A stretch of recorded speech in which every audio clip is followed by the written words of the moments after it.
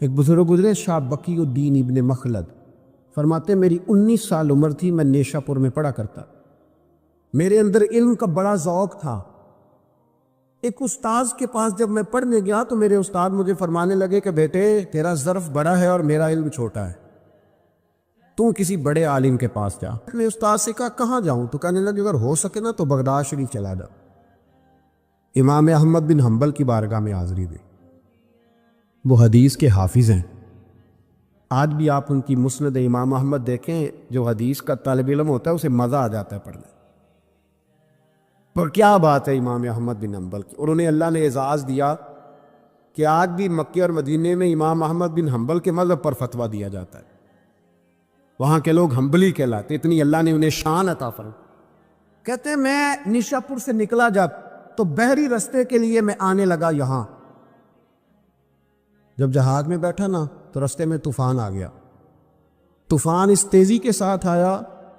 اور اتنے دن جاری رہا کہ ہمارے جہاز کی سمت ہی بدل گئی، ڈائریکشن ہی بدل گئی، وہ جانا ادھر تھا تو جہاز کا منہ ادھر ہو گیا۔ فرماتے ہیں جا کے کسی کنارے ہم اترے، یہ دیکھیں جو لوگ طالب علم جاتے تھے، فرماتے ہیں وہاں جا کے اترے، وہاں پتہ چلا کہ جس جزیرے پہ ہم اترے ہیں یہاں سے اگر پیدل جائیں گے تو 1.25 مہینے میں بغداد پہنچیں گے، اور فرماتے ہیں کہ پیسے بھی کوئی نہیں، ختم ہو گئے۔ اب میں وہاں سے اترا، پتے کھاتا، 1.25 مہینہ لگا اور میں بغداد شریف پہنچا، اور جب پوری جد و جہد کر کے وہاں پہنچ گیا نا تو پتہ چلا کہ امام احمد بن حنبل کا تو مدرسہ ہی بند ہو گیا، ان کے تو جمعہ پڑھانے پہ پابندی لگ گئی ہے، وقت کا بادشاہ ناراض ہو گیا، اس کا مطلب ہے وہ بھی سیاسی باتیں کرتے ہوں گے، ناراض ہو گیا، اس نے پکڑ کے آپ کو جیل میں ڈال دیا۔ تو امام صاحب تو پڑھاتے ہی نہیں،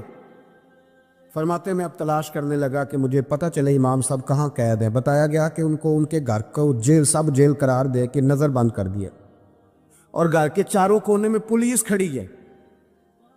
امام احمد بن حنبل رحمۃ اللہ تعالیٰ علیہ کے وہ شاگرد شاہ بقی الدین صاحب فرماتے ہیں کہ میں جب وہاں پہنچ گیا، وہاں پہنچ کر کے